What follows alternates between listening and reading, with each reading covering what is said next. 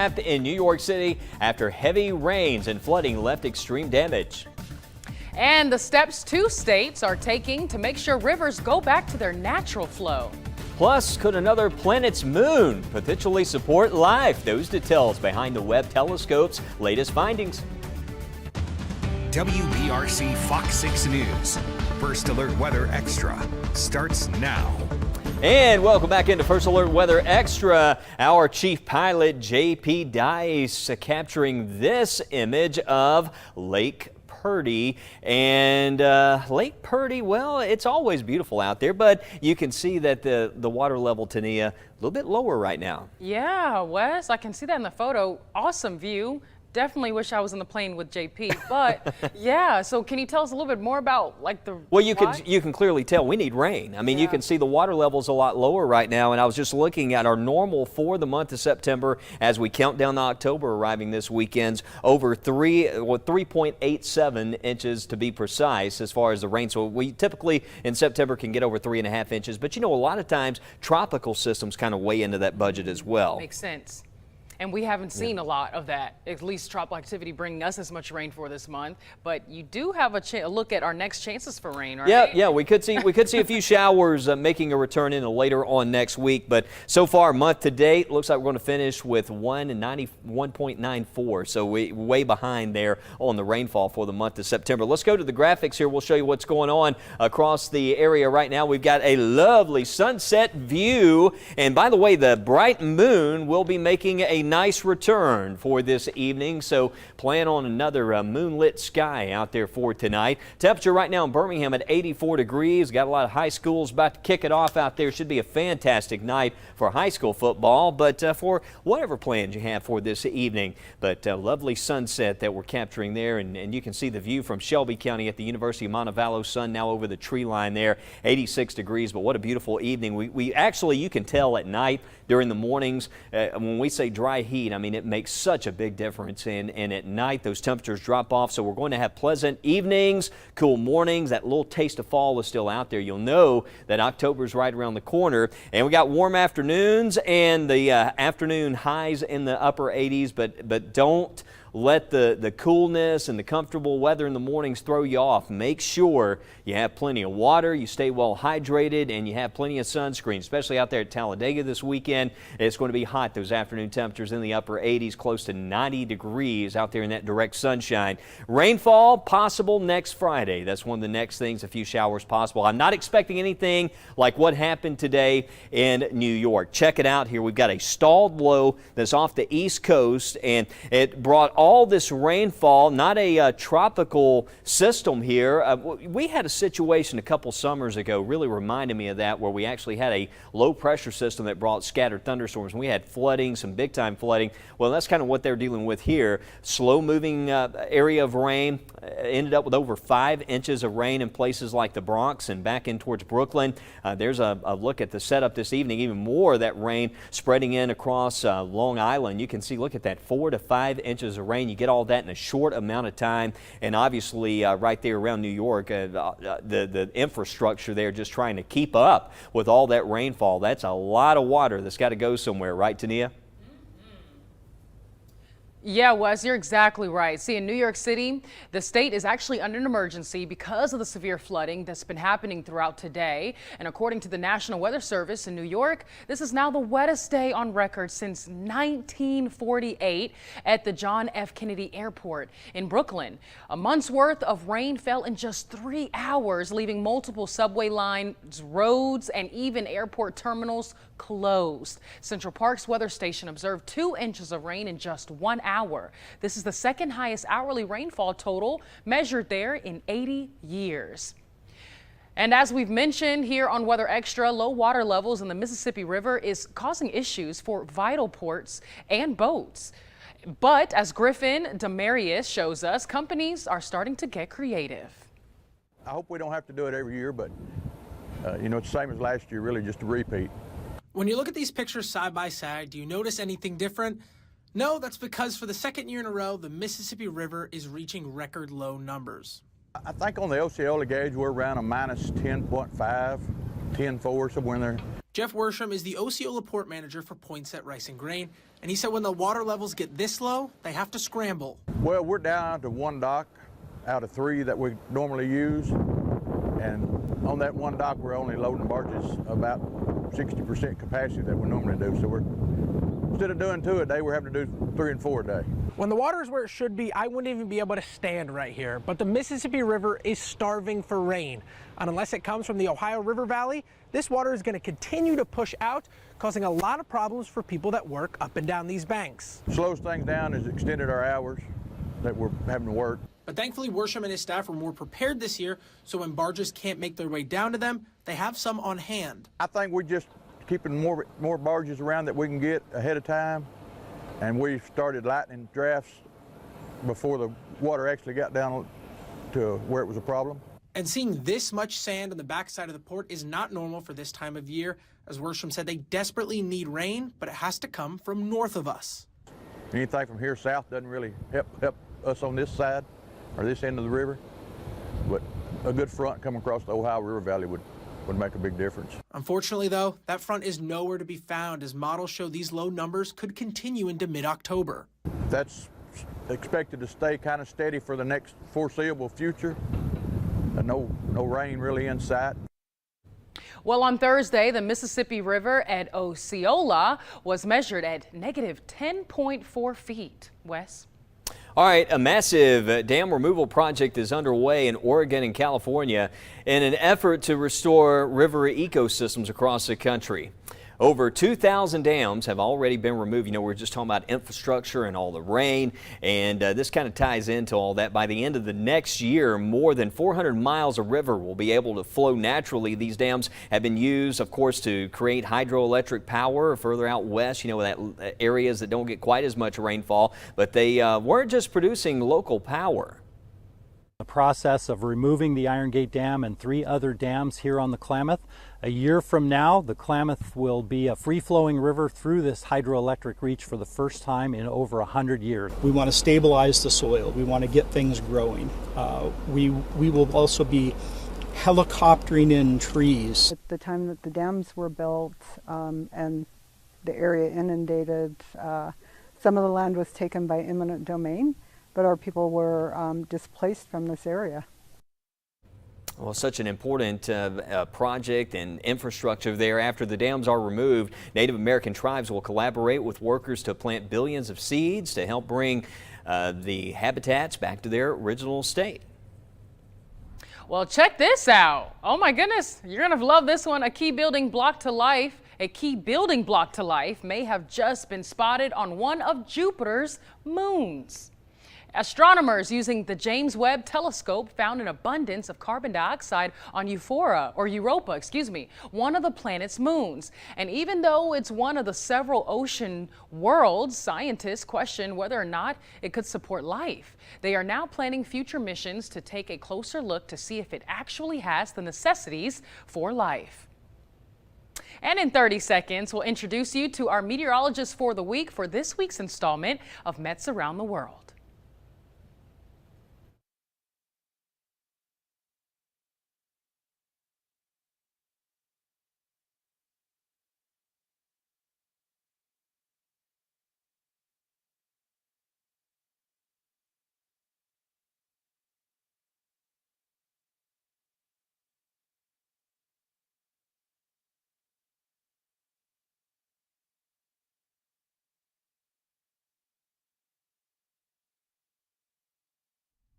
Welcome back to First Alert Weather Extra. I'm First Alert meteorologist Tania Michelle, and it's Friday. So you know what that means, another installment of Mets Around the World. Today we bring you back to Andrew Markowitz, who brings you tips for becoming a meteorologist.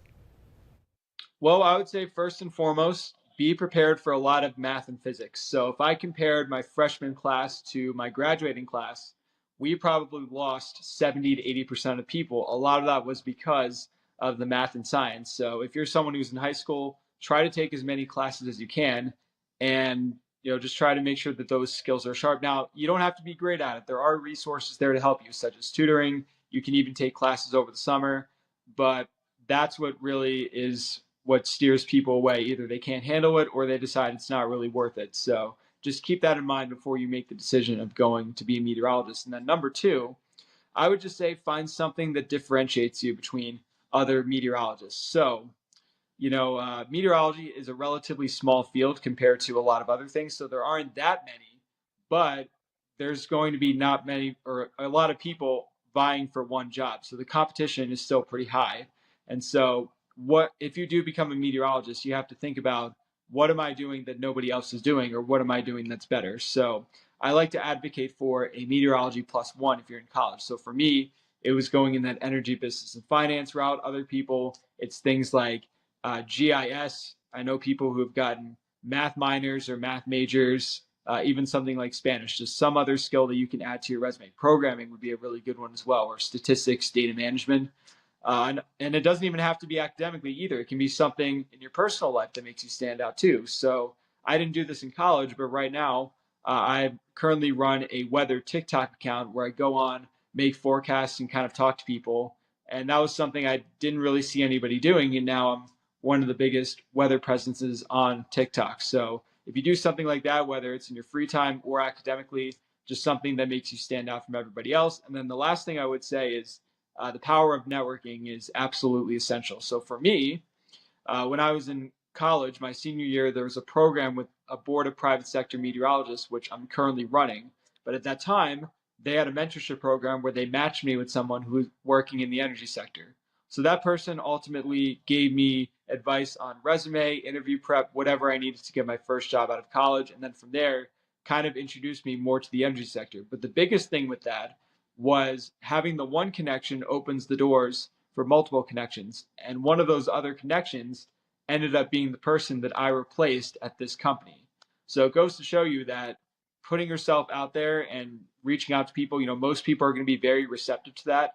It's going to go a long way, and it's going to really help you in your career. And I also wanted to add tip number 4 to be sure to get hands-on experience, whether that's doing an internship or shadowing a meteorologist in your local area.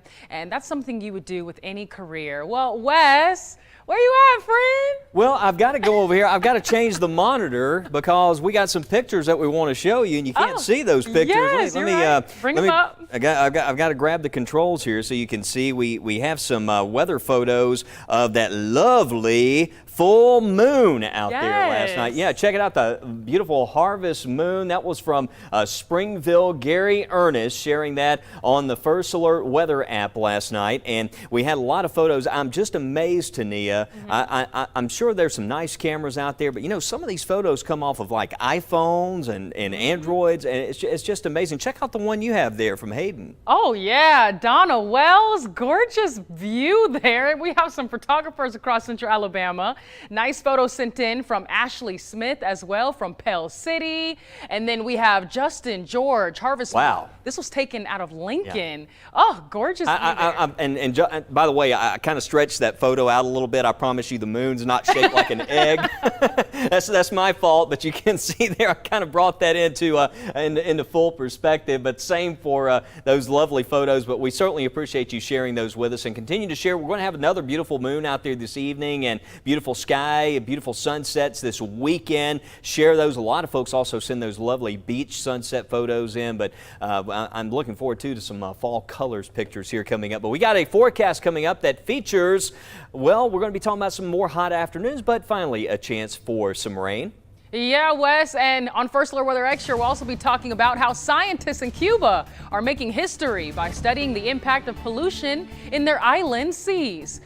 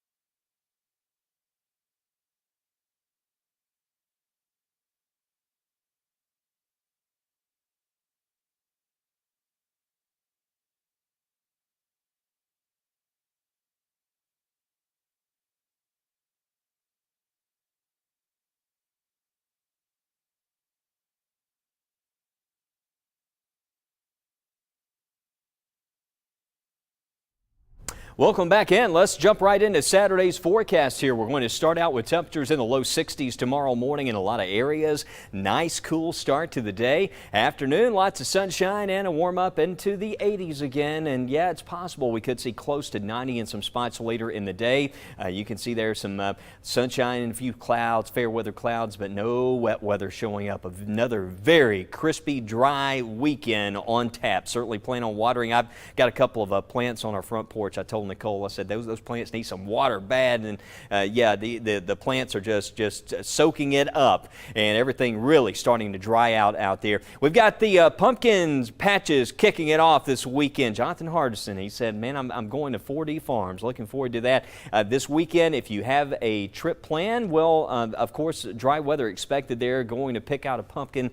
Just some nice weather overall this weekend, which will continue actually into the start of next week. So breaking out, can you believe it, Tania? We're already breaking out the corn maze forecast already. Next week, though, that's when we expect a chance for some showers. We got dry weather to start off, and we'll see a little bit of that rain coming back later in the week. And this is from the GFS model, which has been, this is the one that we want because it's showing the better chance of wet weather. So hopefully we'll get some showers in here, just enough to at least settle the dust. It won't be a lot of rain, but it certainly, everybody could see maybe a shower out of this hopefully later in the week. And behind that, it gets a little bit cooler. Out in the tropics, we have Philippe and Rena. Both systems are now expected to stay north, turn north. Not a major development here, but you know, even though you've got these systems, it's way out over the central Atlantic. That one system off the east coast, it's like a tropical system with respect to how much rain they've seen across parts of the northeast, and especially around New York. But no issues there. If you have a beach trip planned,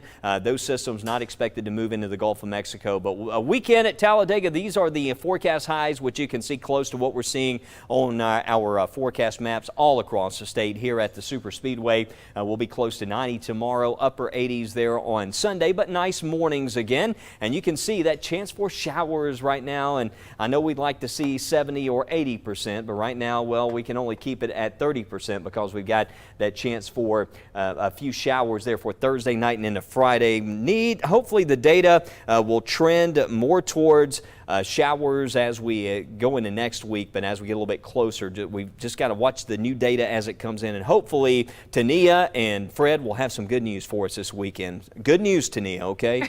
We still want to see a chance of rain, okay? Yes, I got you. I got all of you. I'm on your side.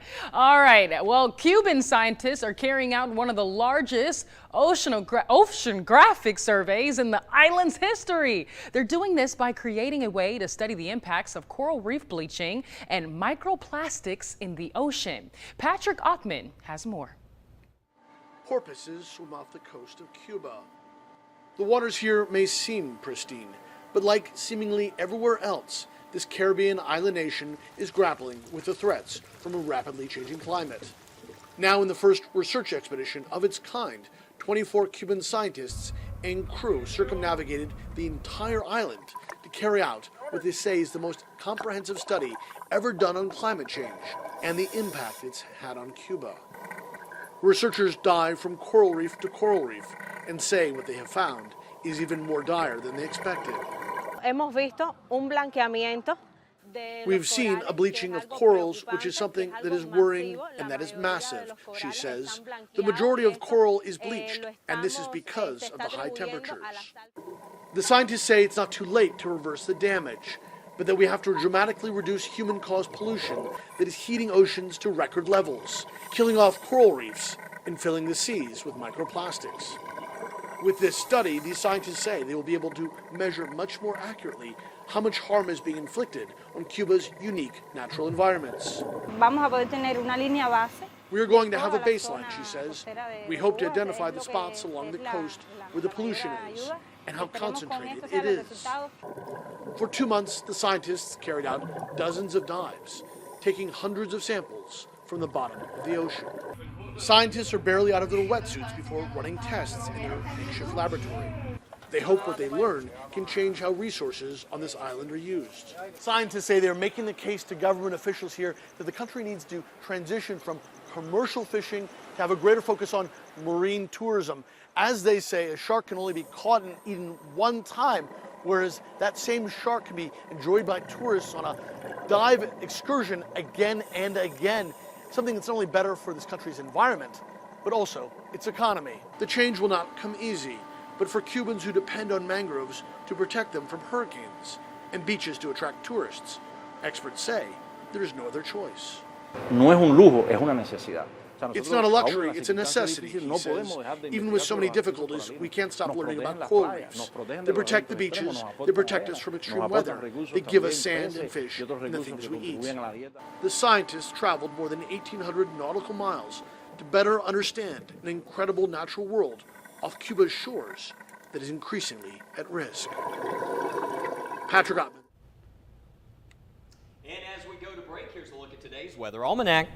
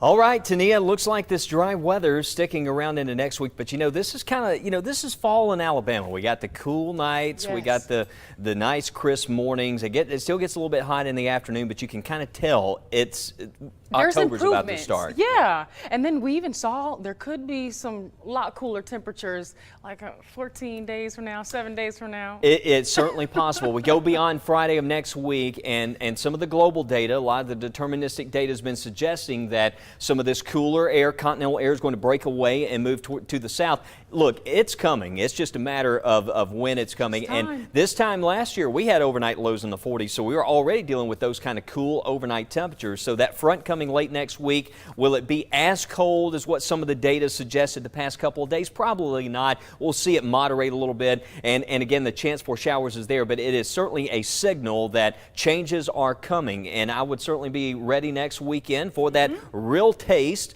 of fall, especially during the early morning hours. Yeah, very true. And I just want to let people know they need to still enjoy these warm temperatures, because once it gets cold, Wes, we don't want to hear the complaining. Hey, that's the way it goes, right? We deal with it for a couple of weeks, and then it's like, all right, I'm ready for the warm weather. Right, summer come back. It certainly is. Well, hey, something I want to mention here. Coming up October 14th, we've got an annular solar eclipse that's going to happen. Yes. So we're going to be talking a lot more about that coming up on Weather Extra. A lot of topics we're going to get into. We'll have more on the forecast tonight, first at 9, so join us then. Yeah, have a safe and wonderful weekend, everyone.